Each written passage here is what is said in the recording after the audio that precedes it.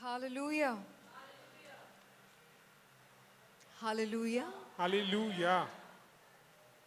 Praise God. Praise God. Hallelujah. Thank you, Jesus. प्रभु यीशु हम तेरा धन्यवाद करते हैं।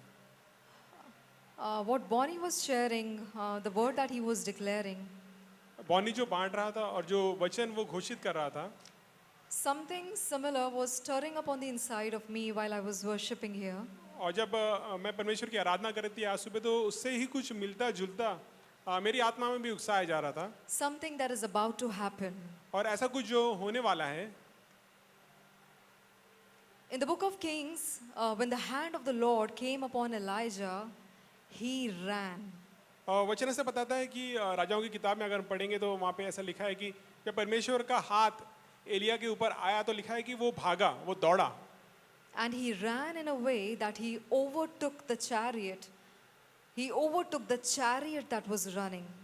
और वो इस तरीके से दौड़ा कि एक रथ था, तो राजा अहाब शायद उसमें सवार था, उसके रथ से वो आगे निकल गया। इतना तेज दौड़ा कि उसने रथ को पीछे छोड़ दिया। Now pay attention. Many of you might be feeling that probably you feel that you are quite behind in things. You might be feeling that you are quite behind in things and you are slow. You are slow. और ध्यान दें, आप में से कुछ लोगों को ऐसा लगता हो कि मैं पीछे रह गया हूँ और मैं बहुत ही धीमा चल रहा हूँ और दूसरी चीजें आगे निकल गई हैं।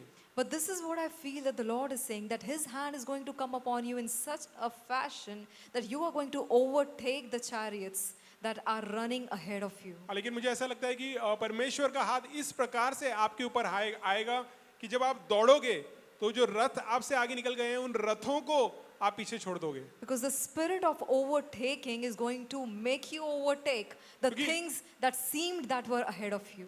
क्योंकि परमेश्वर का जो वो आत्मा है, जो बढ़ोतरी का और दूसरों से आगे निकल जाने का आत्मा, जब आपके ऊपर आएगा और आप जो चीजें आपसे आगे निकल गई हैं आप उनसे आगे निकल जाओगे, आप उनको पीछे छोड़ दोगे। So are you ready to overtake? तो क्या आप आगे निकल जाने को तैयार हो? Say, I'm ready. कहे मैं तैयार हूँ। I'm ready to overtake. मैं तैयार हूँ कि मैं आगे निकल जाऊँ। In Jesus' name. यीशु के नाम में। In Jesus' name. यीशु के नाम में। Amen. Amen. आमीन और आमीन। Hallelujah. Hallelujah.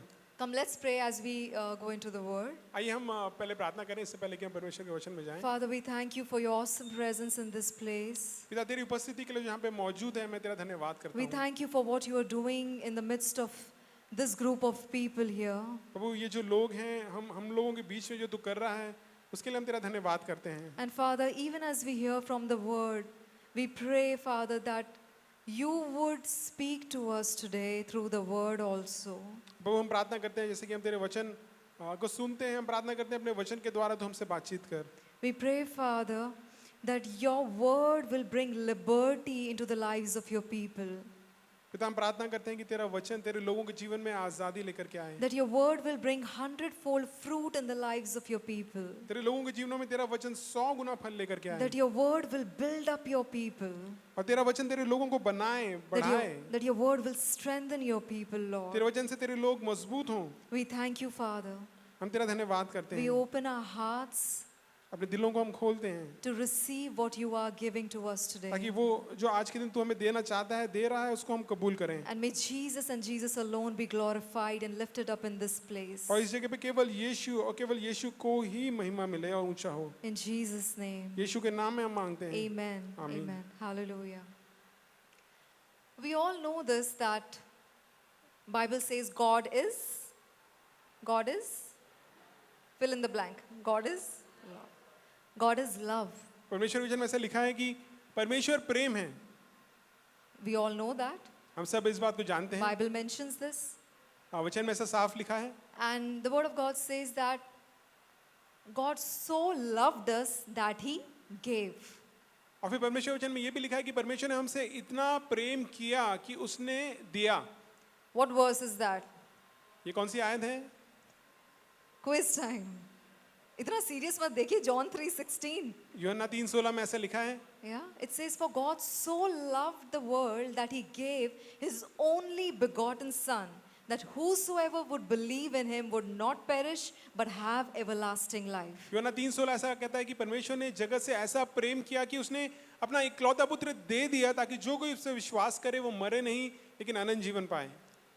God so loved that he gave. परमेश्वर ने इतना प्रेम किया कि उसने दिया. So can I say love loves to give? तो इसका मतलब यह है कि अगर मैं प्रेम की बात करूं तो प्रेम को देना पसंद है. Love and giving actually go together. प्रेम और देना ये दोनों बातें साथ में जुड़ी हुई हैं, साथ में मिलके चलती हैं. It will not be wrong to say that love will propel you into giving. और ये बात कहना गलत नहीं होगा कि प्रेम आपको उकसाएगा कि आप दें. If you say that you love someone, it is very difficult that you will say that you don't have a heart to give to them. It's not just about money that I'm talking about right now. It could be anything, your love, your care, your time, anything. You would always feel like giving them something. और अगर आप कहते हैं कि मैं किसी व्यक्ति से प्रेम करता हूं तो ये मुमकिन नहीं है कि आप उसे प्रेम करें और उसको आपको कुछ देने की इच्छा ना हो. मैं केवल व्यक्तिगत केवल पैसों की बात नहीं कर रही हूँ, लेकिन किसी भी तरीके से अगर आप किसी से प्रेम करते हैं तो आपका मन और आपका दिल उसके प्रति किसी प्रकार से देने के विषय में होगा, चाहे आपका समय हो, चाहे दूसरी बातें हों. Whenever you love someone, you want the best for them. और अगर आप किसी से प्रेम करते हैं तो आप चाहेंगे कि उसके साथ सबसे उत्तम हो. You can measure whom you love the most by thinking that whom would I love to give the bestest that I can. और आप इस बात का अनुमान लगा सकते हैं कि आप किस व्यक्ति से सबसे ज़्यादा प्रेम करते हैं, क्योंकि उस व्यक्ति के लिए आप सबसे उत्तम और सबसे बेहतरीन करना चाहेंगे. The point that I'm trying to put across is that when God gave us His only begotten Son, His darling Son, His motivation was love for you and for me. और जो बात मैं आपको कहने की कोशिश कर रही हूँ वो ये है कि परमेश्वर ने हमसे जब प्रेम किया तो वो उसके मन में था, उसने इस प्रकार से दर्शाया कि उसने अपना सबसे बेहतरीन सबसे उत्तम यीशु को हमारे लिए दे दिया. The title for today's message is Giving Motivated by Love. और आज का जो वचन है उसका शीर्षक ये है कि प्रेम के द्वारा उकसाया जाकर के देना. See, when prior to Jesus coming on this earth, when there were Old Testament times, और इससे पहले कि यीशु इस पृथ्वी पे आता, अगर हम पुराने नियम के समय में देखते हैं, the people, they were giving to God, but they were giving out of an obligation. पुराने नियम के समय भी लोग परमेश्वर को देते थे, लेकिन एक प्रकार से ये उनको करना चाहिए और उनको करना पड़ेगा इसलिए देते थे. When the law came, it said, if you don't give, curses are waiting for you. और जब नियम आया, जब व्यवस्था आई, तो व्यवस्था में ऐसा लिखा कि अगर तुम नहीं देते हो तो तुम्हारे साथ ऐसा बुरा हो जाएगा. And people were giving, but as a sense of obligation towards God. और लोग पुराने के समय में भी देते थे, लेकिन एक तरीके से जिम्मेदारी है, ये मुझे करना पड़ेगा इसलिए देते थे. Something demanded by the law. और ऐसी चीज जिसकी व्यवस्था मांग करती है कि तुम ऐसा करना पड़ेगा. But when Jesus came, He brought in, when Jesus came, grace came. लेकिन जब यीशु आया तो उसके साथ अनुग्रह आया. Now, when Jesus has come, we are no more under law, we know it. और हम जानते हैं कि अब जब यीशु आया तो हम व्यवस्था के अधीन नहीं रहे. No more under law, no more under curses. और हम अब व्यवस्था के अधीन नहीं हैं और व्यवस्था से जुड़े हुए श्रापों के अधीन भी नहीं हैं. The covenant has changed. वाचा बदल चुकी है. But has the motivation changed? लेकिन क्या व्यवस्था के साथ साथ हमारा देने का जो नजरिया है या जिस मकसद से हम देते हैं, क्या हमने वो बदला है? Say the covenant changed, कहें वाचा बदल गई है motivation changed. और मेरा देने का जो अभिप्राय है, जो देने की वजह है, वो भी बदल चुकी है. The way we give to God is no more the same as the people in the Old Testament were giving under fear and under an obligation. और जिस वजह से हम अब परमेश्वर को देते हैं वो पुराने नियम के समय में हम पे जबरन है या फिर हमें देना पड़ेगा इस मनसा से और इस अभिप्राय से नहीं देते हैं. इससे पहले कि मैं आगे जाऊं, कुछ लोग सोच रहे हैं फिर देने की बात करने लगे, पिछले रविवार ही तो सुना था. Before I go forward, some people might be thinking कि you're again talking about giving. Last Sunday also we heard about giving. Actually, this is a message you should be asking कि it should be preached again and again because it's about your prosperity and my prosperity. लेकिन असल में ये एक ऐसा संदेश है जिसको लेकर के आपको खुश होना चाहिए कि ये संदेश बार बार बताओ, क्योंकि परमेश्वर आपकी उन्नति में और मेरी उन्नति में दिलचस्पी रखता है. So I would say before moving ahead, if you want to be prosperous, give your ear to what is being said and what God is speaking to you. और इसलिए मैं कहना चाहूँगी कि अगर आप चाहते हो कि आप उन्नति पाओ तो आप अपने कानों को परमेश्वर के वचन की ओर लगाओ. So what is the motivation for us, we who are in the new covenant now? तो अब आप और मैं जब नई वाचा में है तो अब हमारे देने की वजह क्या है? So I would like for us to read 2 Corinthians 9:7. तो मैं चाहूंगा कि हम सब पढ़ें दूसरा कुरिन्थियों उसका 9वां अध्याय उसकी 7वीं आयत। दूसरा कुरिन्थियों 9:7. I'll read it in English. It says, I'm reading in Amplified Classic. It says, let each one give as he has made up his own mind and purposed in his heart, not reluctantly or sorrowfully or under compulsion, for God loves a cheerful giver. यहाँ वैसे लिखा है कि हर एक जन जैसा मन में ठाना है वैसा ही दान करे, ना कुड़ कुड़ के और ना दबाव से, क्योंकि परमेश्वर हर्ष से देने वाले से प्रेम रखता है। Do we get it? क्या हमें ये बात समझ में आई? How is God expecting for us to give? तो परमेश्वर किस तरीके से चाहता है कि हम दें? He says, as you have made up your own mind, परमेश्वर कहता है जैसे तुम अपने मन को खुद बनाते हो देने का, as you have purposed in your heart, जैसे तुमने तय किया है कि मैं इतना देना चाहता हूँ, not reluctantly, और ऐसा नहीं कि हिचकिचाते हुए not sorrowfully, और बड़े दुख के साथ नहीं, not feeling the pressure of it, और किसी प्रकार से दबाव के अंतर्गत but नहीं, cheerfully. लेकिन परमेश्वर चाहता है कि आप खुशी से दें। When the word says that as you made up your own mind, as you purposed in your heart, that tells me that when I am giving in the offering, when I'm giving towards God, I need to have my heart prepared before I give. और जब परमेश्वर वचन कहता है कि जितना मैं तय करूं उतना मुझे देना चाहिए, इसका मतलब यह है कि जब भी मैं दूं उससे पहले मेरा दिल तैयार होना चाहिए देने के लिए। It's not like it's an offering time. Okay, let me throw something that I have in my wallet. What do I do today? 200 का दूं कि 500 का दूं? चलो जो भी हाथ में आया वो दे दूं, या ये ज़्यादा है ये कम दूं? No, it's not like that we have to do when the offering bucket comes before us. और ऐसा नहीं कि जब आपके सामने भेंट लेने के लिए थैली आए तो उस समय सोचें कि मैं इतना देना चाहूँ कि उतना दे दूँ, मैं इतना दूँ कि उतना दूँ, उस समय नहीं। लेकिन परमेश्वर कहता है कि पहले से तय करो कि तुम कितना देना चाहते हो। It would be so good if we can just prepare our hearts a day before or the week before and purpose in our heart, make up our own mind that how much do we want to worship the Lord with this coming Sunday.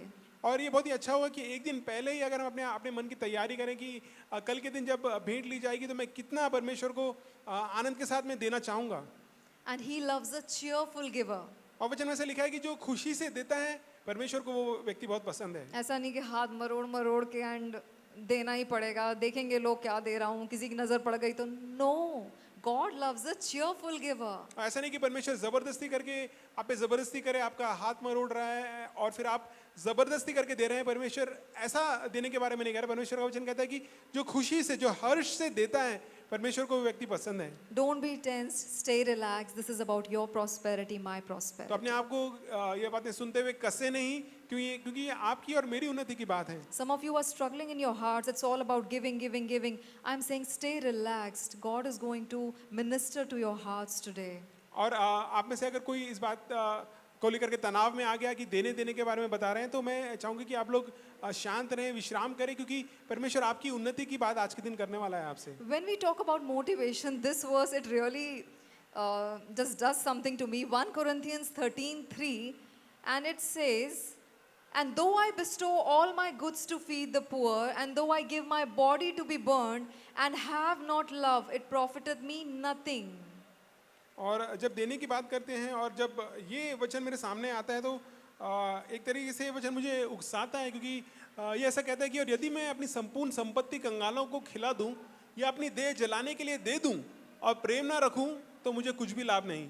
Are we getting it? How is God expecting for us to give towards Him? और क्या हम देख रहे हैं कि परमेश्वर जब देने की बात करता है तो कैसे मन रखने की बात करता है। Whether we give towards Him or towards the poor, towards the people who need help, He wants it to be done out of love. चाहे हम उसको दें, चाहे हम किसी और व्यक्ति को दें, परमेश्वर चाहता है कि सब बातें प्रेम के वजह से हो, वजह प्रेम हो। Bible is so strongly mentioning, if I give all of my goods to feed the poor, if I even give my body to be burned, but if there is no love in my heart, it will not profit me. और वचन बिल्कुल साफ लिखता है कि अगर मैं अपनी सारी संपत्ति भी कंगालों को दे दूं, जो कुछ मेरा है मैं वो सब दान में दे दूं, लेकिन अगर मेरे मन में प्रेम नहीं है तो इससे मेरा कोई फायदा नहीं। But that also means if I give with love in my heart, it's going to profit me. और इसके साथ साथ ये मतलब भी है कि अगर मैं प्रेम के साथ किसी को कुछ देता हूँ तो जरूर फायदा है। Say, I'll give with love. तो इसलिए कहें कि मैं प्रेम के साथ दूंगा I'll be a cheerful giver. और मैं खुशी से दूंगा। Amen. आमीन। So God does not want you and me to give with fear, to give with compulsion. तो इसलिए परमेश्वर नहीं चाहता कि आप और मैं किसी प्रकार से डर के या फिर किसी प्रकार से जबरदस्ती के वजह से दें। And He does not want us to give with a law based mentality, because understand, we are not under law. No curse is waiting for you. God is not raining curses on you now. और परमेश्वर नहीं चाहता कि किसी व्यवस्था के अधीन हम दें, क्योंकि कोई व्यवस्था का श्राप हम पे अब लागू नहीं है। Because Jesus redeemed us from the curse of the law. It says in Galatians 3:13 that Christ redeemed us from the curse of the law, being made a curse for us. He himself was made a curse. क्योंकि गलातियों 3:13 में ऐसा लिखा है कि यीशु मसीह खुद हमारे लिए श्राप ठहरा, जब वो क्रूस पे टांगा गया वो हमारे लिए खुद श्राप बन गया। So when we are giving towards God, we are giving towards people, or when we are giving towards any assignment of God or work of God, we are to give with a heart of love. इसलिए अगर हम परमेश्वर की तरफ देते हैं या फिर परमेश्वर के लोगों को देते हैं या फिर परमेश्वर के किसी काम के लिए हम देते हैं, तो हम प्रेम से उकसाए जा करके दें। If any one of you is thinking, मेरे पास तो इतना है ही नहीं, देने की क्या बात कर रहे हो? I'm telling you, money is going to come to you. Money has been stressing it on, so much that coming year you are going to see financial breakthroughs. Money is going to come to you. You prepare your heart how you're going to do it. Because if you don't prepare your heart now, when the money comes, you don't know what you will do with that money. और अगर आप में से कोई ये बात को सोचता है कि मेरे पास तो देने के लिए कुछ ज़्यादा है नहीं, मेरे पास तो पैसे हैं नहीं, तो मैं आपको बता दूं कि पैसा आपके पास ज़रूर आएगा। पैसा आएगा। बॉनी बार बार आपको बता रहा है कि पैसा आएगा आपके पास, और बहुत पैसा आएगा। और मैं चाहती हूँ कि अभी से आप अपने मन को तैयार करें कि मैं कितना देना चाहता हूँ, क्योंकि जब पैसा आपके पास आ जाएगा, अगर उसके लिए आप रुके रहें तो उस समय आप बरगला जाएंगे। You decide first what I'll do when I have the money, because if you don't decide it now, when you here are going to get the money, you will do all sort of things. You might do all sort of things, but you make a decision now. Lord, when I get this, I'm surely gonna do this. This is my commitment. और आप अभी से अपने मन को तैयार करें कि मेरे पास प्रभु जब वो आएगा पैसा तो मैं ऐसा करना चाहता हूँ। अभी से अपने मन को तैयार करें, क्योंकि अगर आपके पास जब आपके पास वो पैसा आ जाएगा, अगर उस समय के लिए आप रुकते हैं तो उस समय आप गड़बड़ी करने लगेंगे, नहीं इतना नहीं दूंगा उतना। पहले से अपने मन को आप तय करके रखें, क्योंकि पैसा जरूर आपके पास आएगा। पैसे की बात हो रही है, बार बार मुझे लग रहा है कहना पड़ेगा all is well. Relax. Yeah. So motivation behind our giving is so important than what we are actually giving to God. तो जब हम परमेश्वर को देने की बात करते हैं तो हम किस अभिप्राय से, किस मन से परमेश्वर को देते हैं, ये ज्यादा महत्वपूर्ण है इसके बजाय कि कितनी मात्रा में हम परमेश्वर को दे रहे हैं। Men might be looking at what you are giving, but God looks the motivation of your heart. With what motivation are you giving? अगर लोग तो देखते हो कि आपने कितनी मात्रा में दिया है, लेकिन परमेश्वर आपके दिल के मनसा को देख रहा है कि आपने किस रीति से या फिर किस मन से दिया है। If someone with a stinking attitude gives $1 million and someone with a heart full of love gives 100 rupees, this 100 rupees guy is great in eyes of God. अगर कोई कुड़कुड़ाते हुए हजारों और अरबों रुपए दे देता है, और दूसरी तरफ एक ऐसे व्यक्ति है जो खुशी से आनंद के साथ परमेश्वर को कुछ हजार देता है, तो ये जो व्यक्ति जिसने कुछ हजार दिए, ये ज्यादा परमेश्वर की नजर में सही ठहरा। Now you might be thinking, but I don't feel any love. How do I actually give with a heart of love? If you are struggling with those thoughts, अगर आपके मन में ये सवाल है कि मेरे मन में ऐसा कुछ मुझे प्यार लगता तो नहीं और प्रेम लगता तो नहीं देने के समय में, तो कैसे मैं प्रेम से भर करके दे सकता हूँ? it's easy. तो मैं बता दूं ये बहुत ही आसान You है। remember the goodness of God. आप परमेश्वर की भलाई को याद करें, You remember the kindness of God. परमेश्वर की करुणा को याद करें, You remember what God has done for you so far. और आप याद करें कि अब तक परमेश्वर ने आपके लिए क्या कुछ किया है। You remember how He has been so good to you all this while. और आप याद करें कि ये सारे समय के दौरान परमेश्वर आपके प्रति कितना भला रहा You है। remember how faithful He has been to you. और आप ध्यान रखें कि परमेश्वर आपके प्रति कितना विश्वास योग्य रहा है। And I guarantee you, your heart will be warmed with love. और मैं आपको बता दूं कि अगर आप इन बातों की ओर अपने मन को लगाएंगे तो आपका दिल परमेश्वर के प्रति नरम होने लगेगा और परमेश्वर के प्रति फिर गर्म होने लगेगा। Amen. Wow, that was nice. परमेश्वर के प्रति नरम होने लगेगा और फिर परमेश्वर के प्रति गर्म होने लगेगा. That was lovely. Praise God. So as we give from this place of being motivated by love, now I want to say, expect that I'm going to reap a harvest. और जब हम कहते हैं कि हम परमेश्वर को इस मन से देंगे, हम खुशी से और आनंद से परमेश्वर को प्रेम से भर करके देंगे, तो इसके साथ साथ मैं आपको ये भी कहना चाहती हूँ कि आप अब अपने लिए एक फसल की अपेक्षा भी कर सकते हैं। God is not a miser कि बस दे. God, I mean, the intentions of God for you are so great. We just need to realize how He loves us. और परमेश्वर ये नहीं आपसे कि आपसे मांग करता रहता है कि मुझे तू ये दे, मुझे ये तू दे, ये तू दे। परमेश्वर आपके लिए बहुत ही अच्छी बातें परमेश्वर ने सोच के रखी हैं। When you give, you can expect a harvest of great blessings because He has promised so in His word. और जब आप परमेश्वर को देते हैं तो आप अपेक्षा कर सकते हैं कि आपको परमेश्वर उस बीज की फसल देगा, क्योंकि परमेश्वर ने अपने वचन में ऐसा वायदा किया है कि मैं तुम्हें इसकी फसल दूंगा। If you read Luke 6:38, अगर आप लूका की इंजील पढ़ते हैं उसका 6 अध्याय उसकी 38वीं आयत, it says, "Give and it shall be given unto you, good measure, pressed down, shaken together, running over, shall men give into your bosom. For with the same measure that you meet withal, it shall be measured to you again." वो कहता है दिया कर तो तुम्हें भी दिया जाएगा, लोग पूरा नाप दबा दबा कर और हिला हिला कर और उमड़ता हुआ तुम्हारी गोद में डालेंगे, क्योंकि जिस नाप से तुम नापते हो उसी से तुम्हारे लिए भी नापा जाएगा। So say, when I give, तो कहें जब मैं देता हूँ, अरे बोलिए, मुंह दिया है हमें परमेश्वर ने, when I give, जब मैं देता हूँ it shall be given unto me, तो मुझे भी दिया जाएगा, pressed down, दबा दबा के, shaken together, हिला हिला के running over. और उमड़ता हुआ। This is how it's going to come back to us. Men are going to give us in this fashion. और इसी प्रकार से हमें लौटा करके दिया जाएगा। परमेश्वर का वचन कहता है कि लोग इस प्रकार से तुम्हें लौटा के देंगे। Yeah, and if you read Mark 10 verses 29 to 30, these verses promise us that 100-fold return will come back to you for your giving. और अगर आप मरकुस की इंजील में पढ़ेंगे उसका 10वां अध्याय उसकी 29 और 30वीं आयत में, तो परमेश्वर कहता है कि जब तुम दोगे उसको उसके राज को, तो 100 गुना आपको लौटा के दिया जाएगा। Are you even getting it? I mean, we should be jumping कि जब मैं दूंगा तो मुझे परमेश्वर 100 गुना उसे मल्टीप्लाई करके वापस मुझे देगा इस पृथ्वी पर इसी समय में। और जब हम इस बात को सुनते हैं तो हमें खुशी से नाचना चाहिए कि वचन ऐसा कहता है कि जब मैं दूंगा तो परमेश्वर 100 गुना इसी जीवन में मुझे लौटा के देगा। But when we give, we are not giving with this attitude. We are not actually putting faith in these promises. We are just like, हाँ चल दे देते हैं, संडे को आए हैं, हमेशा से देते आए हैं, बचपन से मम्मी ने सिखाया, आए तो दे दो। No. These are principles.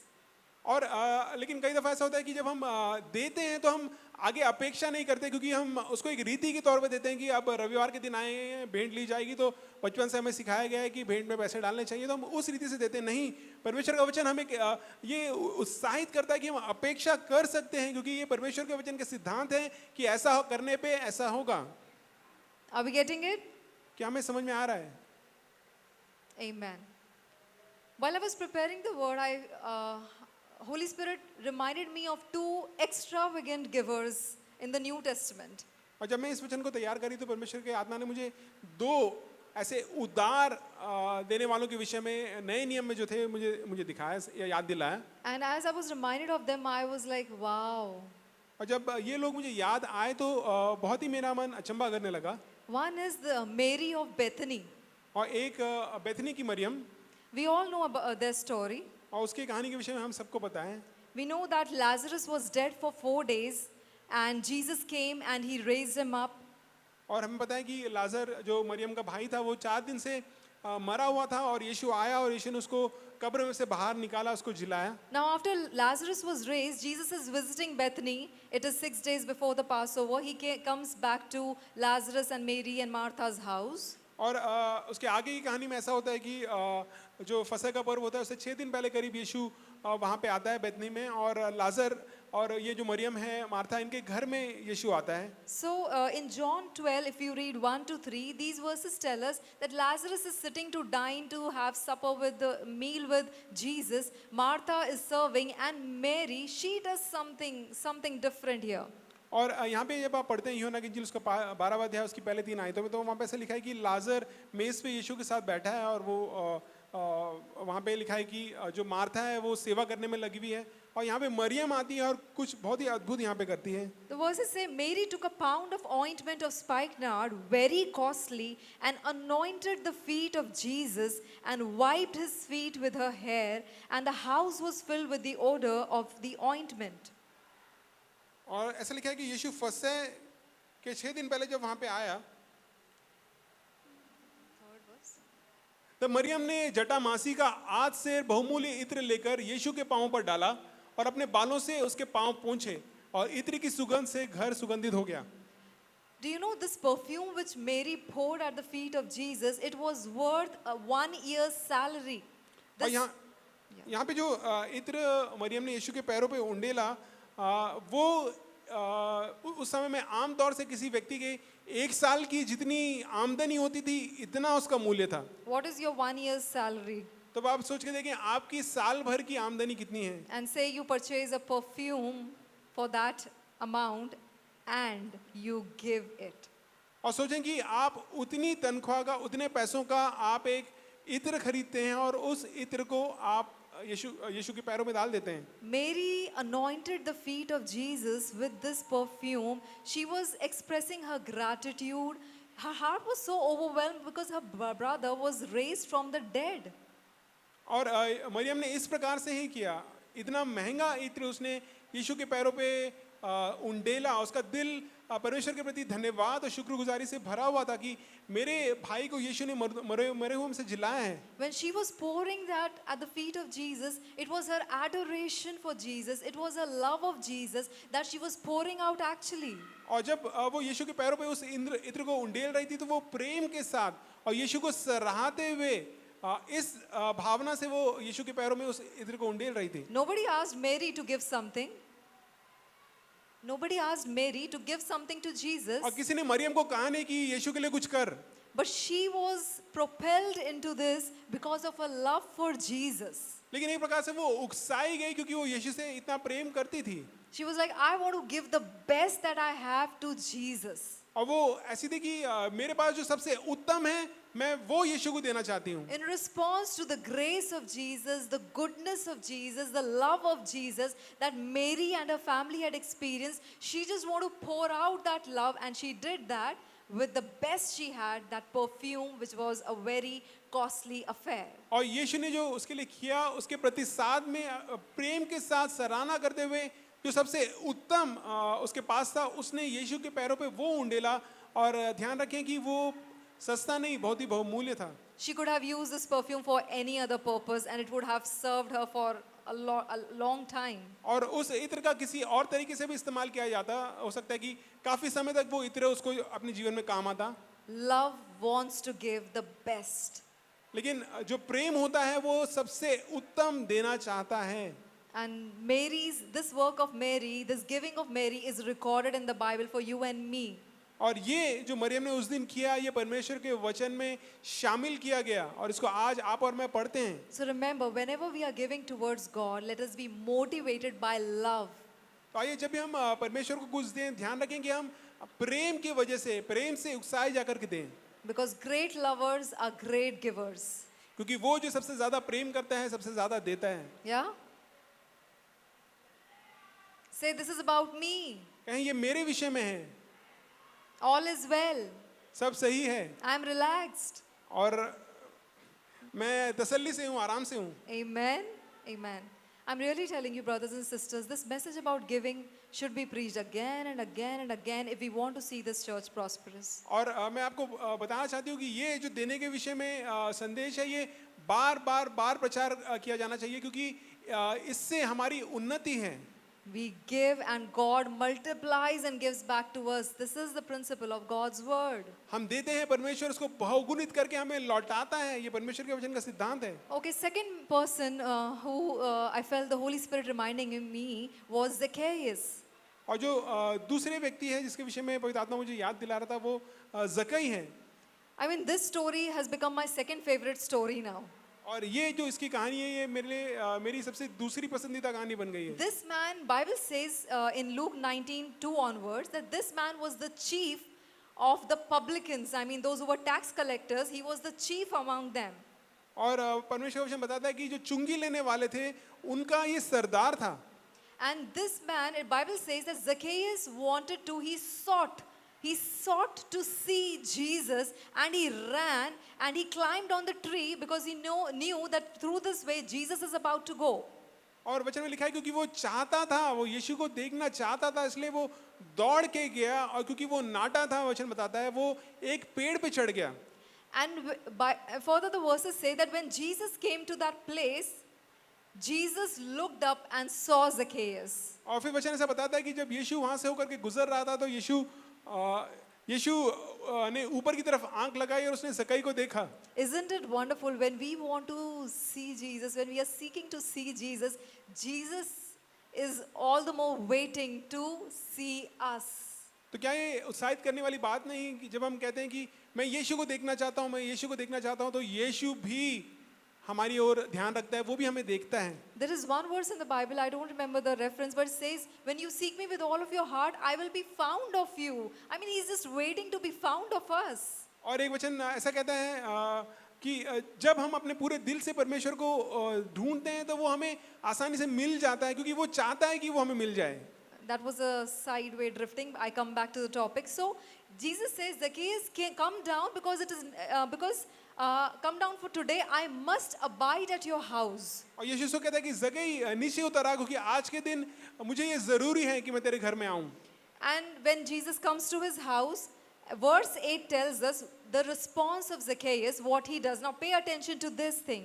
और जब यीशु से घर में आता है भोजन करने के लिए, तो देखिए जक्कई क्या करता है और किस प्रकार से उसका प्रतिसाद करता है, आइए उस पर हम ध्यान दें. He says, behold, Lord, the half of my goods I give to the poor.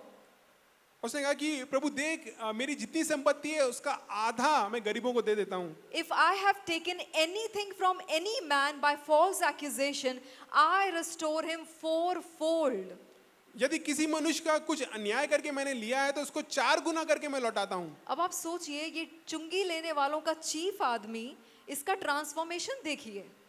Now we can think about this chief of the publicans and how transformed he is. One encounter with Jesus, one encounter with his love-filled eyes, which see you beyond your imperfections, will transform you forever. और एक परमेश्वर के यीशु के साथ आमना सामना, उसकी प्रेम की नजरों से आपकी नजरों का टकराना, जिसमें वो आपके आर पार, आपकी कमियों के आर पार आपकी तरफ प्रेम से देखता है, वो आपके जीवन को बदल के रख देगा. One encounter with the goodness of Jesus will bring such a transformation. Look what this man did. All this while he was taking, but now he gives like crazy. और एक परमेश्वर की, एक यीशु की भलाई के साथ सामना करना, देखिए इसने कैसा असर इस व्यक्ति के जीवन में डाला, जिसको केवल जिंदगी भर लेना ही आता था और अब वो देने की बात करने लगा. Jesus never said one word that you give, you have taken it falsely, you give. He never said one word, but the transformation was like this in this man. और यीशु ने तो उसको कभी नहीं कहा कि तूने गलत तरीके से लोगों का लिया है, लोगों को लौटा दे. लेकिन देखें आपस अपने आप में इस व्यक्ति में कैसा बदलाव हो गया.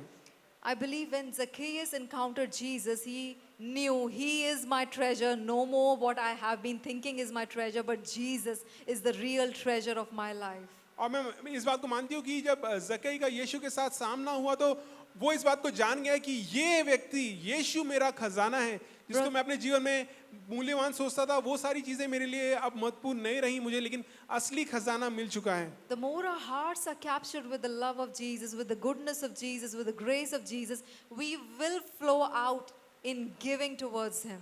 और जितना ज्यादा हमारे दिल यीशु के प्रेम से, उसकी भलाई से भर जाते हैं, उतना ज्यादा हमारा दिल उसके प्रति देने का होगा. What law could have not been able to do by demanding, grace does it by supplying to us. जो व्यवस्था जिस बात में कामयाब नहीं हो रही थी, हमसे मांग करके वही अनुग्रह ने अब ऐसा कर दिया कि उसने हमारे अंदर वो चीज, वो इच्छा अपने आप में पैदा कर दी. Grace will make great givers compared to what law could have demanded and taken out of people. और अनुग्रह, परमेश्वर का अनुग्रह हमें ज्यादा खुल के देने वाला बनाएगा, उससे कई बढ़कर जिससे व्यवस्था जिस चीज की मांग हमसे कर रही थी. These were the people who were there in the time of when Jesus was on the earth. और ये लोग वो लोग थे जब यीशु अपनी पृथ्वी में सेवकाई कर रहा था, उस समय वो लोग वहां पे थे. But another portion that I was reading, 2 Corinthians chapter 8 verses 1 to 5. I mean, some crazy givers are here. और लेकिन वचन में हम और आगे नए नियम में कुछ लोगों के विषय में पाते हैं, यहाँ पे ये लोग जैसे एक पागलपन से भरे हुए देने वाले लोग थे. 2 कुरिन्थियों उसका 8वां अध्याय उसकी पहली से 6ठी आयतें. See, if you want to be prosperous, hear the word carefully. Say, this is about me. कहें कि अगर आप उन्नति करना चाहते हैं तो परमेश्वर के वचन को ध्यान से सुने, क्योंकि ये मेरे बारे में मुझे कुछ कह रहा है. So, the background of this story is the thing is that Paul is going to Jerusalem because there was a famine in Jerusalem and the Christians they were in dire needs. और यहाँ पे कहानी में ऐसा है कि पौलुस यरूशलेम में जाने वाला है। यरूशलेम में उस समय बहुत ही कमी है, तंगी है, अकाल है और वहाँ के जो विश्वासी लोग हैं उनको किसी प्रकार से कमी हो रही है। पॉल क्यों जाने वाला है यरूशलेम? Why is Paul going to Jerusalem? क्यों जाने वाला है? There is a famine, right? एक तंगी के समय से वहाँ के मसीही लोग जा रहे हैं और वो वहाँ पे कुछ ऑफरिंग्स उनके लिए कुछ लेकर जाना चाहता है. So Paul is telling to the Corinthian church that he's talking about the churches of Macedonia now. और वहाँ पे जब अकाल है तो पौलुस वहाँ पे जा रहा है, वहाँ पे जो लोग हैं उनकी सेवकाई करने के लिए। अब वो मसेदोनिया की कलीसिया को ऐसा लिखता है। And these verses that he's mentioning, it is about the churches of Macedonia. He says, now I want you to know, dear brothers and sisters, what God in his kindness has done through the churches in Macedonia. They are being tested by many troubles and they are very poor, but they are also filled with abundant joy, which has overflowed in rich generosity. For I can testify that they gave not only what they could afford, but far more, and they did it out of their own free will. They begged us again and again for the privilege of sharing in the gift for the believers in Jerusalem. They even did more than we had hoped for their first action was to give themselves to the Lord and to us just as God wanted them to do. So, वैसे लिखता है कि अब हे भाइयों, हम तुम्हें परमेश्वर के उस अनुग्रह का समाचार देते हैं जो मकिदुनिया की कलीसिया पर हुआ है कि क्लेश की बड़ी परीक्षा में उनके बड़े आनंद और भारी कंगालपन में उनकी उदारता बहुत बढ़ गई। उनके विषय में मेरी ये गवाही है कि उन्होंने अपनी सामर्थ्य भर वरन सामर्थ्य से भी बाहर मन से दिया और इस दान में और पवित्र लोगों की सेवा में भागी होने के अनुग्रह के विषय में हमसे बार बार बहुत विनती की और जैसे हमने आशा की थी वैसा ही नहीं, वन उन्होंने प्रभु को फिर परमेश्वर की इच्छा से हमको भी अपने आप को दे दिया। Have you ever seen such people who are begging you, we want to give? आप कभी आए हैं यहाँ पे कि I want to give, please take, please take, please take. And it is not that you are, I mean, these people were not rich people. These people are very poor people. This is what the Bible is saying. But they had such a heart of love that they were just overwhelmed and they wanted to give above. They wanted to give even though they were in need. They just wanted to give out to help out those fellow brothers in Jerusalem. और क्या हमने कभी ऐसे लोगों को देखा है जो देने में जबरदस्ती करें कि नहीं ले लो, नहीं ले लो? वचन में लिखा है कि उनके पास खुद घटी थी, लेकिन वचन में लिखा है कि अपनी जो काबिलियत थी, वचन कहता है अपनी काबिलियत से बढ़कर उन्होंने दिया कि नहीं ये ले लो, ये ले लो। हम चाहते हैं कि दूसरों की जरूरत पूरी हो। And this is the kind of giving that God loves. और परमेश्वर को इस प्रकार का देना पसंद है, Which is out of your heart, where your heart is also involved in your giving. और जो आपके दिल से आता है, जिस देने में आपका दिल शामिल है। So many times when we do not have enough, this is our fear. अगर दे दिया तो मेरा क्या होगा? So many times the reason why we don't give is the thought that if I give then what will happen to me? But what did these people think? You tell me. लेकिन ये लोगों ने देते हुए क्या सोचा? उन्होंने अपनी जरूरत को एक तरफ रखा, but and still whatever they could, they just gave so generously towards those fellow brothers in Jerusalem. इन लोगों ने अपनी जरूरतों को एक तरफ रख करके दूसरों की जरूरत को देखते हुए अपनी काबिलियत से बढ़कर दिया। Law could make you give a certain amount. व्यवस्था कि अगर आप आधीन चलेंगे तो वो आपको कुछ हद तक देने को आपको उकसा सकती है। But grace will make you a fearless giver. लेकिन अनुग्रह आपको बिना डर के देने वाला सिखाएगा, देने वाला बनाएगा। Where you will just put your needs aside, but you will think of the other person first. जहाँ पे आप अपनी खुद की जरूरतों को एक तरफ रख के दूसरे की जरूरत की ओर ध्यान देते हैं। Giving is not just about giving to God, it's also giving to the people in need or to those who need help. और परमेश्वर का वचन हमें ना केवल परमेश्वर को देना सिखाता है, लेकिन जो लोग जरूरतमंद हैं उनको भी देना सिखाता है। Hallelujah. Hallelujah. हालेलुया। पेट से बोलिए, पेट से. Hallelujah. Amen. Giving is so beautiful. देना बहुत ही सुंदर बात है। Bible says it is better to give than to receive. वचन में असल में ये लिखा है कि देना लेने से बेहतर है, And there is such joy in giving, I'm telling you. और देने में एक आनंद है, मैं आपको बताती हूँ. Once you really become a giver, you feel addicted. You just want to like kind of give off. अगर आप देना शुरू करते हैं तो एक प्रकार से आपको देने की लत लग जाती है और आप बार बार देना चाहते हैं. करके देखिए. Try it and see. And it's a grace that God gives us to be those givers. और ये अनुग्रह, देने का जो अनुग्रह है ये परमेश्वर की ओर से आता है जो हमें बनाता है देने वाला. It's not our own strength that we can give. It's not our own money that we can account on and just give. It's a grace that comes that helps us to just give off. और ये हमारी खुद की बलबूते पे नहीं, लेकिन परमेश्वर का अनुग्रह एक प्रकार से हम पे होता है और हम देने वाले बन जाते हैं. God is the greatest giver. Agreed? परमेश्वर सबसे महान देने वाला है. क्या हम इस बात से सहमत हैं? सहमत हैं? Whatever he has made gives. परमेश्वर ने जिस चीज को भी दुनिया में बनाया, देखिए वो चीज, हर वो चीज देती है. Sun gives, moon gives, trees give, animals give, seas give. परमेश्वर ने सूरज बनाया, सूरज देता है. चांद बनाया, चांद देता है. पेड़ बनाया, पेड़ देते हैं.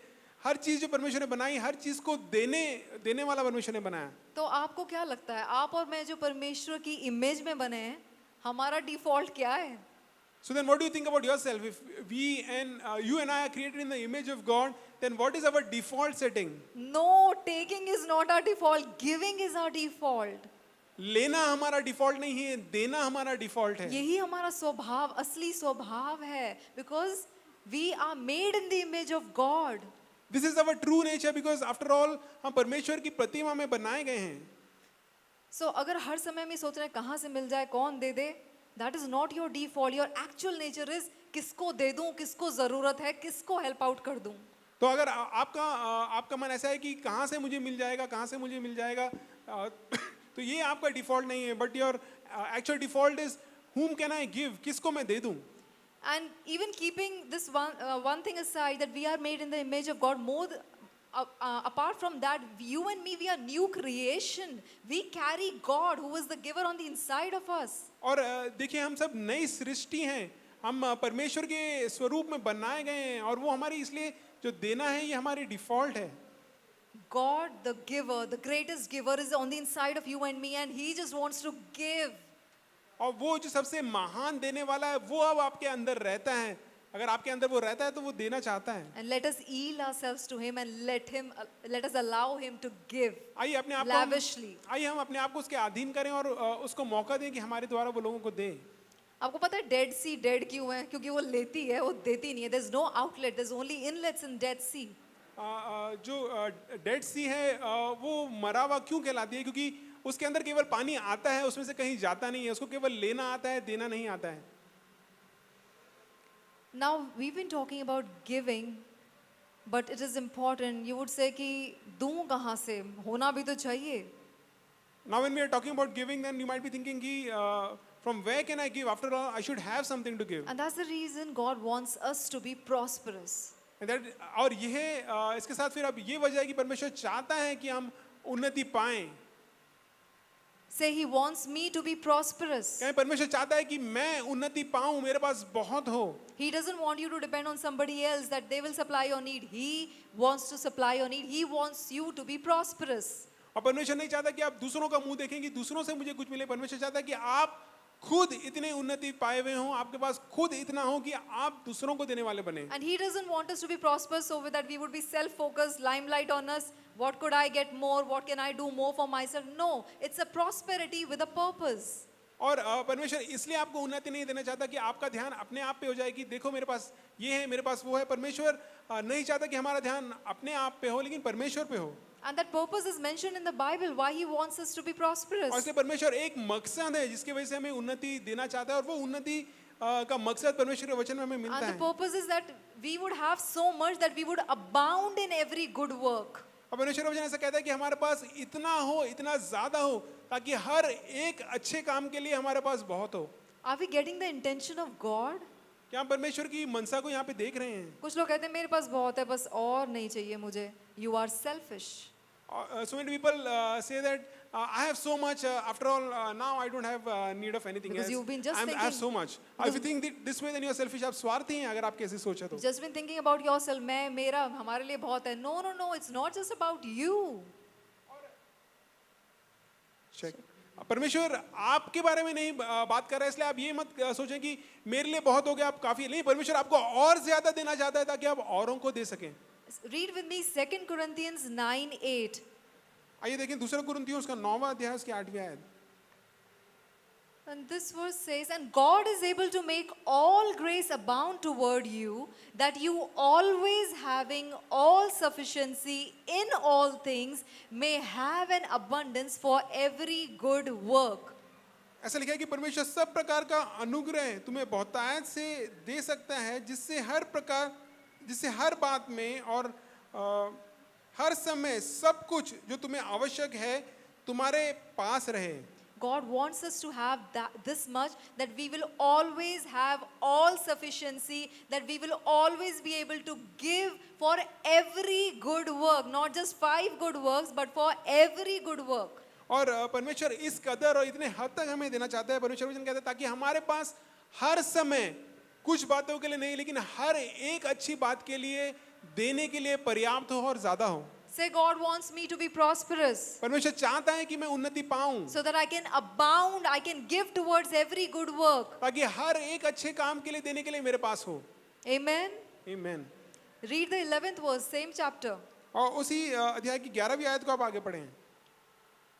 In Amplified Classic, it says the first part of this verse, that you will be enriched in all things and in every way, so that you can be generous. और एम्पलीफाइड वर्जन में ऐसा लिखा है कि हर बार हर बात में तुम्हारे पास इतना होगा कि हर चीज में और हर मौके में देने के लिए तुम्हारे पास बहुत हो. हर बार हर मौके पर देने के लिए बहुत हो, इतना ना हो हमारे पास, बहुत हो. और अगर बहुत होना चाहिए तो इसका मतलब परमेश्वर उतना बहुत हमारे जीवनों में उंडेलना चाहता है. और if you are saying that God wants us to be able to give on every occasion, that means first he has got to supply to us and he wants to supply to us. Let it settle down. God wants us to be prosperous. और ये बात हमारे मन में आप उतार लें, अपने मन में उतार लें कि परमेश्वर चाहता है कि आप उन्नति पाएं. परमेश्वर चाहता है कि आपके पास बहुत हो. जितना आप चाहते हैं आप प्रॉस्परस हो, उससे ज्यादा बढ़कर परमेश्वर चाहता है आप प्रॉस्परस हो, because he loves you. He wants every need and every want of and the wants of you to be taken care of. और परमेश्वर जितना आप चाहते हैं कि मेरे पास उन्नति हो, मेरे पास कमी ना हो, बहुत हो, उससे ज्यादा परमेश्वर चाहता है कि आपके पास बहुत हो. परमेश्वर नहीं चाहता है कि आप किसी प्रकार की तंगी में रहें, उससे बढ़कर परमेश्वर चाहता है कि आप दूसरों की तंगी में देने वाले बने. And apart from that, who is going to fund God's assignment? और इससे बढ़कर हम देखें कि परमेश्वर को जो दुनिया में करना है Sons उसके लिए of पैसा God. कहाँ से आएगा? Sons of God, rise up. We need to be prosperous so that we can fund the assignments of God, the work of God. हम परमेश्वर की जो संतान है, हमें उठ खड़ा होना है. हमें इच्छा रखनी है कि हमारे पास बहुत हो, ताकि परमेश्वर का जो मकसद है इस दुनिया में, परमेश्वर जो संसार में करना चाहता है, उसके लिए जो पैसा लगता है उसके देने वाले हम बने. Body of Christ needs to be prosperous, needs to be rich, because when we are prosperous, we will be able to influence. और परमेश्वर चाहता है कि परमेश्वर उसकी दे इस संसार में बहुत आयत पाए, हमारे पास बहुत हो, क्योंकि जिनके पास पैसा होता है वो लोग प्रभावशाली भी होते हैं. So that we can finance crusades. Yes, Aarti? You ताकि can हम- finance crusades. ताकि हम अगर क्रूसेड्स करना हो तो हम कहें कि पैसा हम देते हैं And क्रूसेड्स we के would लिए. not look to people, कौन आएगा, 50 लोग आएंगे, 1000 लोग आएंगे, आप दो, आप दो, आप दो. No, the one son of God will stand up and say, I'm going to finance this crusade. और ताकि यहाँ वहाँ देखना ना पड़े कि पैसा यहाँ पे कहाँ से जमा होगा, कितने लोग पैसे दे सकते हैं, नहीं, लेकिन एक जन खड़ा हो जाएगा कि मैं देता हूँ इस क्रूसेड के लिए पैसे. Do you have a desire? क्या आपके मन में ऐसी इच्छा है? Yeah. And why only finance crusades? Why not we purchase the crusade grounds? Nobody will be able to stop us then. और फिर हम क्रूसेड को फाइनेंस करने की बात क्यों कर रहे हैं? क्यों ना हम वो मैदान को खरीद लें ताकि हमको कल को कोई रोक ना सके कि यहाँ पे क्रूसेड नहीं हो सकता है. So that he wants us to be prosperous so that we will have our own newspaper where we will publish the truth and not the lies that are going on in the world. और परमेश्वर हमें पैसा देना चाहता है हमारे खुद के अखबार चलें ताकि उस अखबार में हम सच्ची सच्चाई को छाप सकें और दुनिया के झूठ को हम उसमें ना छापें। Come on, sons of God, rise up. इसलिए परमेश्वर की संतानों उठ खड़े हो। The poor me mentality has to go away. और ये मैं बेचारा मेरा क्या होगा ये मानसिकता हमारे अंदर से दूर हटनी चाहिए। अब आप कहेंगे बहन सभा ये पार्ट अच्छा था, परमेश्वर चाहता है कि हम प्रॉस्परस हों, लेकिन परमेश्वर क्यों चाहता है कि मैं दूं? Now you might be saying this part was good that God wants me to be so much prosperous, but then why does God then ask me to give then? This is a principle. क्योंकि ये एक सिद्धांत है। And one main thing which even Bonnie mentioned last time, when we give towards God, when we give offerings, tithes to God, He actually wants us to show that we trust Him as our source. और जब हम परमेश्वर को कुछ देते हैं तो हम इस बात जैसे पिछली बार बॉनी भी हमें उकसा रहा था, वो बता रहा था कि जब हम परमेश्वर को जब देते हैं तो हम अपने देने से ये प्रदर्शित करते हैं कि हमारा भरोसा पैसों पे नहीं है, हमारा भरोसा परमेश्वर पे है। When we give towards God, we are actually saying, God, I trust you that you are my source, because no fool would want to just give off from his hard earned money and just give it off like that if there is no God who is going to bless you and multiply back and give back to you. जब हम परमेश्वर को देते हैं तो हम एक प्रकार से कबूली करते हैं कि परमेश्वर मेरा भरोसा अपने आप पे नहीं है, अपनी काबिलियत पे नहीं है, लेकिन मेरा भरोसा तुझ पर है। क्योंकि सोच के देखें ऐसा कौन सा बड़ा बेवकूफ़ होगा जो अपने कमाए हुए पैसे को किसी और को देना चाहेगा जब उसको ये नहीं पता है कि ये पैसा देने से मेरे को फायदा होगा। It is so easy to get into this lie, this deception that I am my source. और इस धोखे में पड़ना बहुत ही आसान है कि मैं अपने खुद का स्रोत हूँ। Because you would say, I wake up early in the morning, I go and work for 8 hours, I go and just get into the train and the buses and all these things I'm going through. This is my hard-earned money, hardly earned money, and this is mine. I am the source of this money. This is so easy to get into this. और इस धोखे में पड़ना कितना आसान है कि आप कहें कि मैं ही तो सुबह उठता हूँ, मैं ही तो सुबह उठ करके गाड़ी में जाता हूँ, ट्रेन में जाता हूँ, धक्के खाता हूँ, मैं ही तो इतनी मेहनत करता हूँ, मैं ही तो कमाता हूँ और मैं ही तो ये पैसे लेकर के आता हूँ। इस धोखे में पड़ना बड़ा आसान है। Really? क्या बात सच है? You are the source of your money? क्या आप अपनी काबिलियत से अपना पैसा कमाते हैं? The health that God has given you, that is helping you to actually earn that money, it comes from God. वो स्वास्थ्य जिसकी वजह से आप स्वस्थ हैं और आप मेहनत कर सकते हैं, वो स्वास्थ्य भी तो परमेश्वर की तरफ से आता है। My brothers and my sisters, this brain, these talents that God, these skills that God has given us, because of which we are able to earn money, where are they coming from? They are coming from God. और ये जो आपको परमेश्वर ने दिमाग दिया है, परमेश्वर ने जो आपको ये स्किल्स दिए हैं, गुण दिए हैं, जिनकी वजह से आप कमाते हैं, ये किसकी ओर से आया? ये भी तो आपको परमेश्वर ने ही दिया है। By the way, that job is also a blessing that has come from God. और फिर और उससे बढ़कर तो जो नौकरी दी है वो परमेश्वर ने ही आपको दी है। Deuteronomy 8:18 says it is God who gives us the power to get wealth.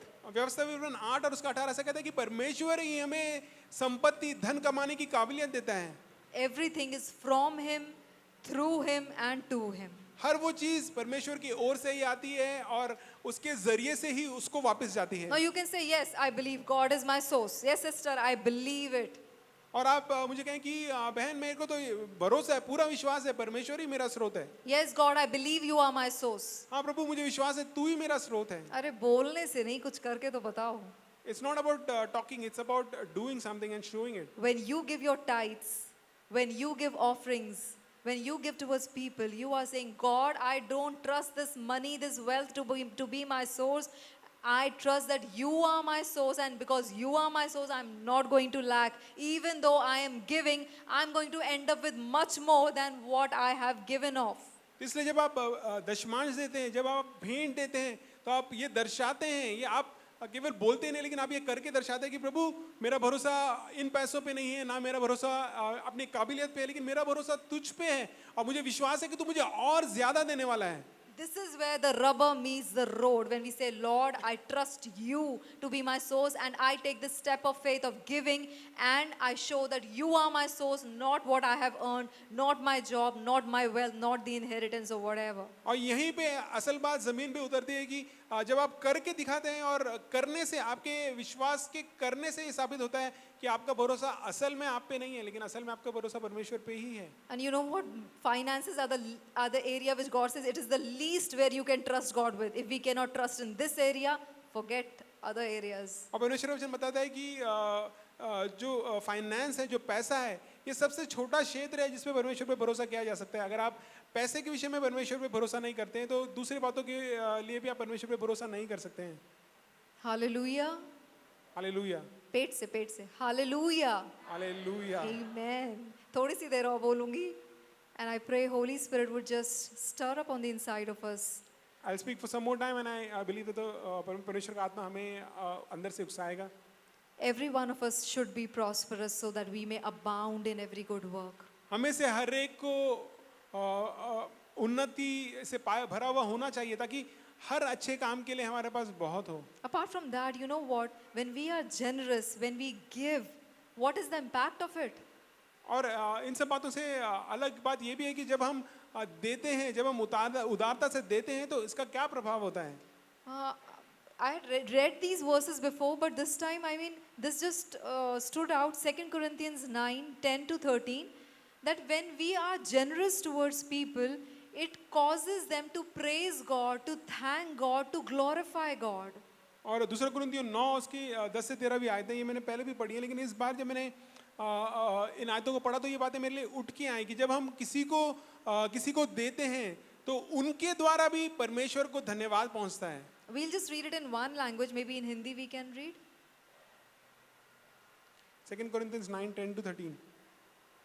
सो जो बोने वाले को बीज और भोजन के लिए रोटी देता है वह तुम्हें बीज देगा और उसे फलवंत करेगा और तुम्हारे धर्म के फलों को बढ़ाएगा कि तुम हर बात में सब प्रकार की उदारता के लिए जो हमारे द्वारा परमेश्वर का धन्यवाद करवाती है, परमेश्वर धन्यवाद दिए का जाओ। धन्यवाद करवाती है, धन्यवाद देगा। क्योंकि इस सेवा के पूरा करने से ना केवल पवित्र लोगों की घटियां पूरी होती हैं परंतु लोगों की ओर से परमेश्वर का बहुत धन्यवाद होता है। लोगों की ओर से परमेश्वर का बड़ा धन्यवाद होता है। 13th, क्योंकि इस सेवा के प्रमाण क्योंकि इस सेवा से प्रमाण लेकर वे परमेश्वर की महिमा प्रकट करते हैं।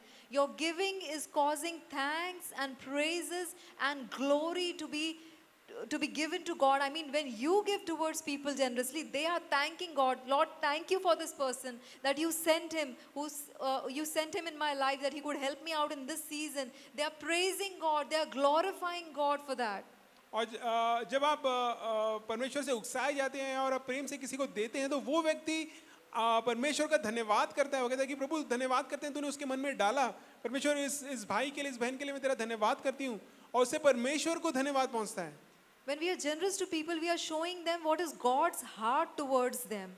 और जब हम लोगों के प्रति उदार होते हैं तो हम परमेश्वर का दिल उनके प्रति कैसा है इसको हम उन पे जाहिर करते We are हैं। actually showing them the goodness of God, the kindness of God. हम परमेश्वर की भलाई को, परमेश्वर की करुणा को उनके जीवन में प्रकट करते हैं। And it is so easy that their hearts would open up, even if they are unbelievers, their hearts would open up to receive that love.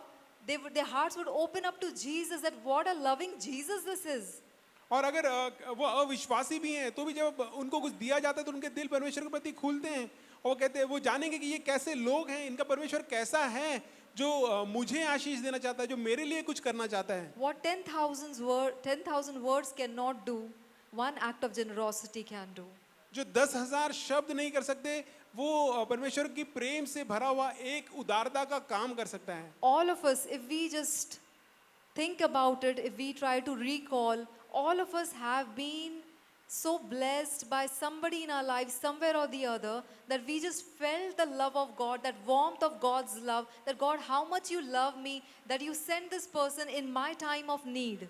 और अपने जीवन में अगर हम ध्यान दें और गौर करें तो हम पाएंगे कि वाकई में हमारे जीवन में ऐसे बहुत से समय थे जिसके द्वारा कोई व्यक्ति परमेश्वर ने किसी को भेजा और उसके द्वारा हमें आशीष पहुंची और हम परमेश्वर का धन्यवाद करते हैं और कहते हैं कि प्रभु तूने इसको भेजा, तेरा धन्यवाद, तूने अपने वचन को लेकर के, इस बात को लेकर के इस व्यक्ति को मेरे पास भेजा, तू मेरा कितना ख्याल करता है।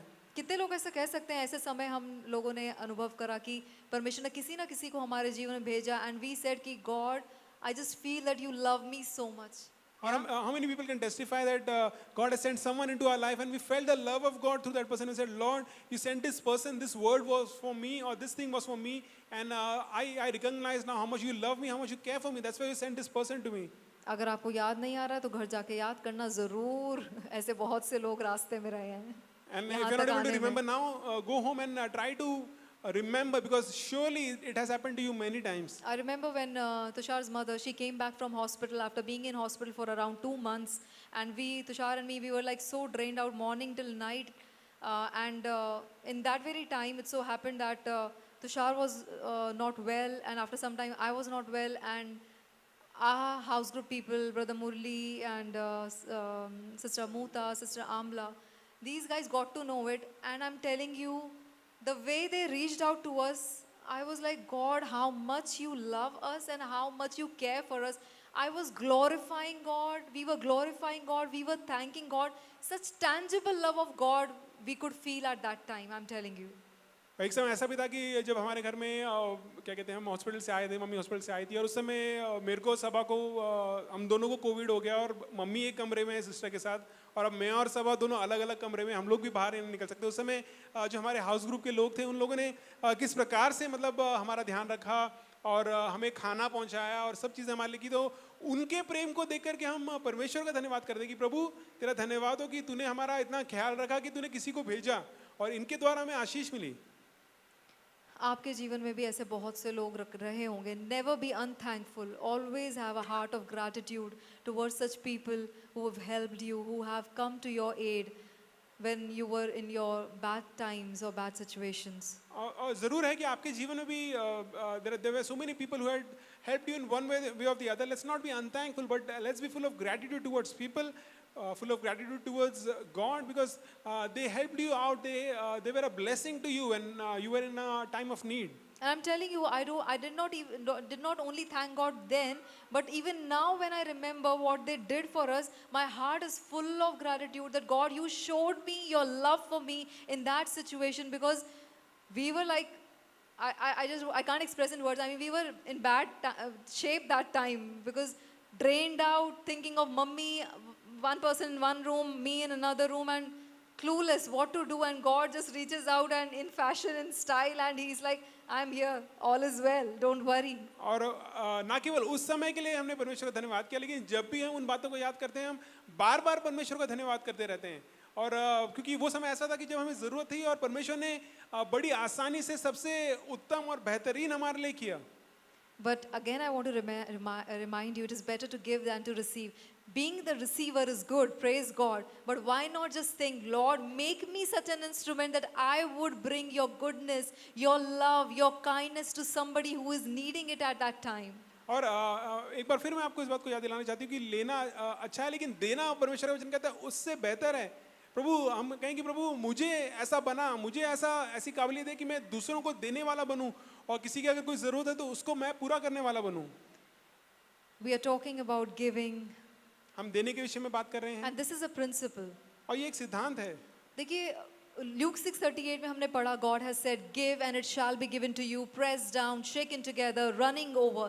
This is how God says, and He says, men shall give into your bosom, and with the measure that you give, with the same measure it will be given back to you. और लूका 6:38 में ऐसा लिखा है कि जब तुम दोगे तो तुम्हें दिया जाएगा, दबा दबा कर, हिला हिला कर, उमड़ता हुआ लोग तुम्हारी गोद में डालेंगे, जिस नाप से तुम नापोगे उसी नाप से तुम्हारे लिए नापा जाएगा। अब आप ऐसा ना सोचें कि हाँ परमेश्वर कह रहा है दो तो मैं दूंगा. I mean, this is something legalistic, kind of law. You give, then I give. It is not like that. और अब इसको आप किसी व्यवस्था के जैसे ना बना ले कि परमेश्वर कह रहा है कि तुम दोगे तो मैं दूंगा। Grace is involved in giving. देने में भी अनुग्रह शामिल है। It is completely the grace of God that we are able to give. परमेश्वर के अनुग्रह की वजह से ही हम दे सकते And हैं। when we give, grace of God comes on the scene and multiplies things and gives it back to us. और जब हम देते हैं तो परमेश्वर का अनुग्रह ही बना रहता है और वो उस चीज को बहुगुणित करके हमें लौटाता And है। it is not at all like that when we give, then God will move and say, okay, now उसने दे दिया, चलो अब मुझे भी इसको देना बनता है. No. और ऐसा नहीं है कि you have given now God is compelled to give it back to you. The word of God says he has blessed us with all spiritual blessings in heavenly places in Christ Jesus. He has blessed us. He is not going to bless us. He has blessed us. कि परमेश्वर वचन कहता है कि आत्मिक स्थानों में परमेश्वर ने हमें सब आशीषें दे दी हैं। वो देने वाला नहीं है लेकिन दे दी हैं। It's like this provision is there which God has already prepared for you and for me. और इसका मतलब ये है कि ये इतनी बड़ी उपलब्धियां, ये सारी चीजें परमेश्वर ने हमारे लिए तैयार करके रखी हैं और आपके लिए और मेरे लिए So ही हैं। this provision is here और मान लीजिए कि वो सब चीजें यहाँ पे हैं and I am here. और मैं यहाँ पे हूँ। And now this is the principle. You give and it shall be given to you, pressed down, shaken together, running over, multiplied back to you. और अब सिद्धांत ये है कि जब मैं देता हूँ तो मुझे दिया जाएगा, दबा दबा के, हिला हिला के, उमड़ता हुआ मुझे मेरी गोद में मनुष्य देंगे। Now the thing is that as I obey this principle, as I take hold of this principle and as I give, I enter into my provision. It is nothing of like a law kind of thing. It is not that. It is just obeying what God has said. और यह है कि जब मैं उस सिद्धांत को मानता हूँ और जब मैं ऐसा करता हूँ तो जो मेरे लिए सब कुछ रखा हुआ है उसमें मैं प्रवेश कर जाता हूँ। एलिया को परमेश्वर ने कहा तू उस ब्रुक चेरित के पास जा और वहां तुझे I have commanded the ravens to feed you when there was a famine over there. और एलिया को परमेश्वर ने कहा कि ब्रुक केरित के पास वहाँ पे तू जा और वहाँ पे मैंने कौवों को आज्ञा दी है, वो तुझे खिलाएंगे। एलिया को वहां जाना पड़ा उस झरना आई मीन ब्रुक, उस ब्रुक के पास एलिया को जाना पड़ा। उसने अगर वो कहता कि नहीं परमेश्वर मैं तो यहीं बैठा हूँ, तू यहीं पर वो लेकर आ, रेवंस को बोल वहां नहीं यहाँ आएंगे, what would have happened then? It's similar. Give and it shall be given to you. It's simple. Elijah didn't have to say that, Lord, you bring the ravens here, I'm fine here, get the ravens to get the food here. No, when he was told to go, he was supposed to go because the provision was made there. Even in the same sense, God has blessed us with all these spiritual blessings and we have to enter them. For entering that, you have to go there. You have to go there following this principle. Get it straight. God has already blessed you. The provision is already there. You just need to take hold of this principle, obey what it says, and then you enter. You actually take that step of faith when you obey, and you are entering into the provision that has been already prepared for you. और ध्यान रखें कि ये सब चीज़ें परमेश्वर ने आपको पहले से दे दी हैं, सब चीज़ें आप ही की हैं। परमेश्वर ने हर आत्मिक आशीष आपको दे दी है और उसमें प्रवेश करने के लिए परमेश्वर आपको ये आज्ञा देता है कि ऐसा करो। और जब ऐसा करते हैं आप उस सिद्धांत से जुड़ जाते हैं और आप उस प्रयोजन में जो आप ही का है, आप ही के लिए आप उस जगह पे पहुंच जाते हैं। आपके करने पे परमेश्वर रुका हुआ नहीं है, ये करेगा तो मैं इसके लिए करूंगा। परमेश्वर ने जब मसीह दे दिया, उसने सब कुछ दे दिया, उसने वो पूरा का पूरा प्रोविजन दे दिया। लेकिन हमारी तरफ से एक स्टेप ऑफ फेथ हम लेते हैं, जब कहते हैं प्रभु मैं विश्वास करता हूँ कि जो तूने कहा है ये तू ऐसा ही करेगा, और मैं विश्वास का स्टेप लेता हूँ, ओबे करता हूँ। We tap in, we access, we receive all that God has prepared for us. Now when God gave us Jesus, He gave us freely everything. There's nothing that is kept back from us. But then when we obey it, we enter into that provision. We partake of that provision. अगर कभी आपने ध्यान दिया हो जो हम ये verse पढ़ रहे हैं, Luke 6:38, give and it shall be given to you, pressed down, shaken together, running over. Just look at the intentions of God. What a deal He is giving. Only one thing, give and it shall be given to you, pressed down, shaken together, running over. I mean, look at His intentions for you and for me.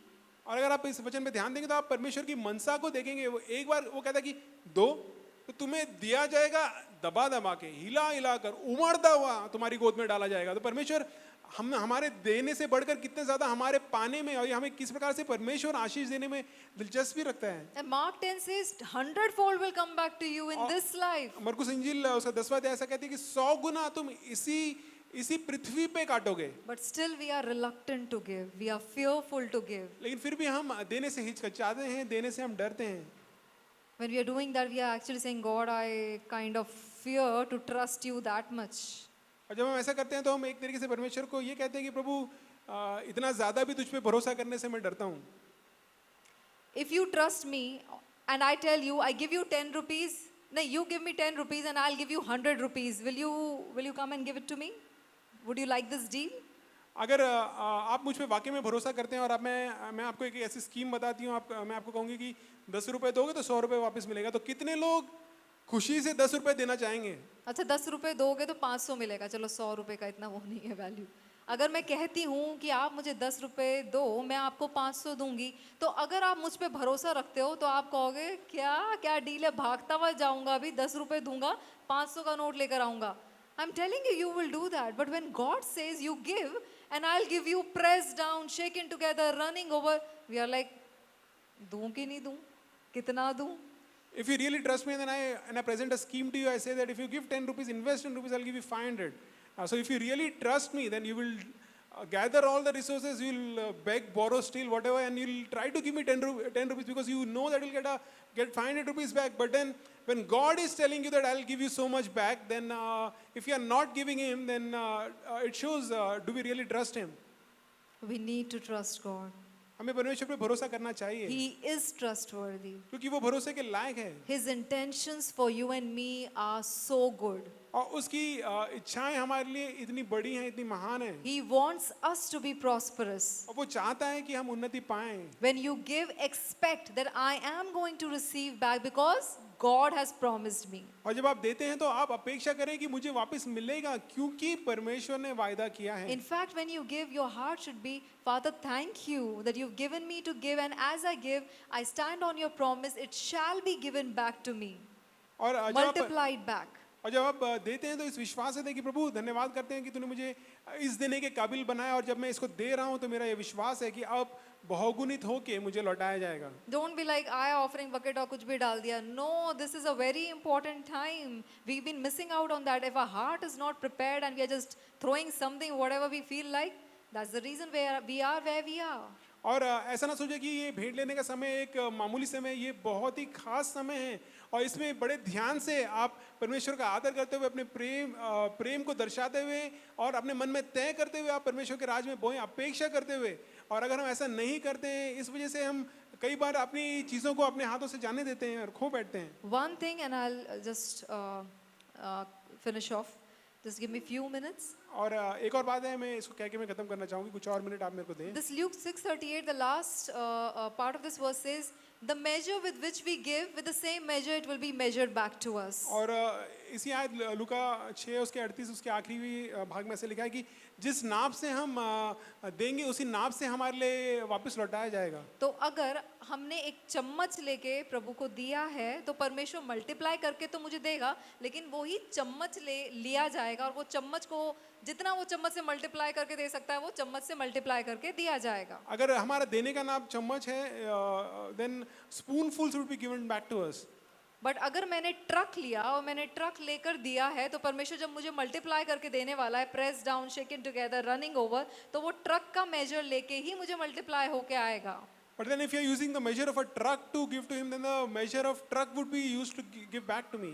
तो ऐसा ना सोचें कि दिया तो था प्रभु, फिर इतना सा क्यों वापस आया। So this principle applies. So then don't think that Lord, I had given you, but then how come my return is only this much? Why isn't it truckloads of back? Let us pray that God give us the grace that our capacity to give to you would increase. तो ये प्रार्थना करें कि प्रभु तुझे देने की क्षमता मुझे बढ़ा, Because मैं और ज्यादा देना चाहता हूँ। Because as we give more, God is going to multiply so much more. Is going to use the measure and multiply it back to us. क्योंकि जिस नाप से हम देंगे उसी नाप से हमें वापस भी मिलेगा, ये भी सिद्धांत है। Come, let's stand. आइए हम सब खड़े हों। जो सो गए हैं खड़े हो जाओ।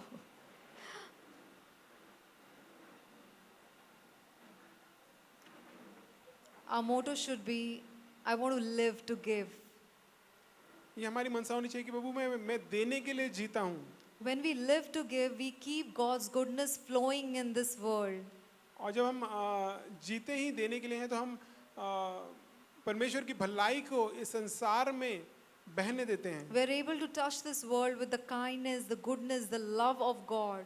परमेश्वर के प्रेम की, परमेश्वर की भलाई की, परमेश्वर की करुणा के साथ हम इस संसार को स्पर्श कर पाते हैं। God is so good that He reigns on both the wicked and the righteous. His sun shines on both.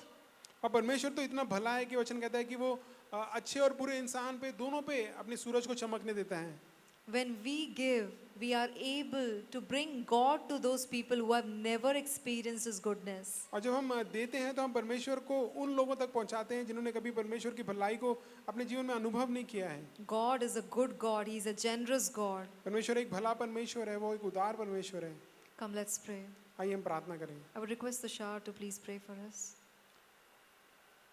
प्यारे पिता, हम तेरा धन्यवाद करते हैं एक बार फिर तेरे वचनों के लिए, तेरी सब भलाइयों के लिए प्रभु, जो तू हम पे प्रकट करता है। तेरा वचन सच्चा है, तेरा वचन ताया है, तेरा वचन शुद्ध है। और प्रभु हम तेरा धन्यवाद करते हैं अपने वचन के द्वारा हमसे बातचीत करने के लिए। हमारे दिल प्रभु एक बार फिर तेरी भलाई से, तेरे प्रेम से आज के दिन गर्म किए गए हैं। अपने आप को हम याद दिलाते हैं कि प्रभु तू हमारे प्रति भला रहा है, तुम्हारे प्रति विश्वास योग्य रहा है। हर एक चीज़, हर एक उत्तम भेंट प्रभु जो हमें मिली है, तेरा वचन कहता है वो ज्योति की पिता की तरफ से हमें मिली है। और वो परमेश्वर, वो भला पिता जो कभी बदलता नहीं है, कभी फिरता नहीं है, और वो फेर की वजह से उसकी कोई परछाई नहीं होती है। हम तेरा धन्यवाद करते हैं प्रभु, तेरे हाथ से ही हमने सब कुछ पाया, और तेरे ही हाथ से प्रभु हमने सब पाके हम तृप्त हुए हैं। तुझे ही हम महिमा देते हैं, तुझे ही हम बढ़ाई देते हैं।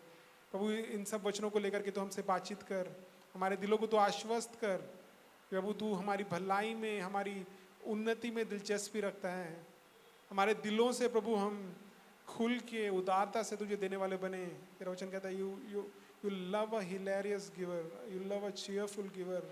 तू खुशी के साथ हंसते हुए देने वाले व्यक्ति को पसंद करता है प्रभु, क्योंकि ऐसा ही तेरा स्वभाव है। तू प्रभु हमें देने में कुड़कुड़ाता नहीं है। तेरा वचन कहता है कि अगर किसी के पास बुद्धि नहीं है तो परमेश्वर से मांगे, वो बिना दोष लगाए देगा। और इसी प्रकार से तू बिना दोष लगाए हमें हर चीज़ देता है। प्रभु हम तेरा धन्यवाद करते हैं। प्रभु धन्यवाद करते हैं तूने हमें काबिल बनाया है, धन्यवाद करते हैं तूने हमें अपना स्वभाव दिया है। और हम प्रभु घोषित करते हैं कि हम देने वाले लोग हैं। तेरे राज को प्रभु हम इस पृथ्वी पे लाने वाले लोग हैं। हर प्रकार से, हर क्षेत्र में प्रभु तो हमें भरपूर करना चाहता है। हर प्रकार से हम भरपूर होंगे, बढ़ेंगे प्रभु, और हम उदारता से तेरे राज में देंगे। तेरे राज को प्रभु अपने जीवनों के द्वारा हम स्थापित करेंगे। हम तेरा धन्यवाद करते हैं क्योंकि प्रभु इन सब बातों को हमारे जीवन में करने वाला तू है। बीज देने वाला तू है, फसल देने वाला तू है, उसको काटने की काबिलियत देने वाला तू है। हर बात से प्रभु हम तुझे महिमा देते हैं, हम तेरी बड़ाई करते हैं। तुझे एक बार फिर अपने जीवन में हर बात का हम स्रोत मानते हुए प्रभु हम तेरा धन्यवाद करते हैं। उन्हें दे प्रभु ये वचन हमारे दिलों में प्रभु हम चौकसी के साथ रखें, और कोई शैतान का झूठ इसको चुरा ना पाए। और ये वचन प्रभु हमारे जीवन में 100 गुना फल आए तेरी महिमा के लिए प्रभु, हम ऐसा चाहते हैं। और हम तेरा धन्यवाद करते हैं पवित्र आत्मा। तो प्रभु इन सब बातों को हमें याद दिलाता रहे, वो जब तक ये पूरी तरीके से धीरज के साथ ये सारी बातें हमारे जीवन में 100 गुना फल ना लाएं। हम तेरा धन्यवाद करते हैं, यीशु मसीह के नाम में हम मांगते हैं, आमीन।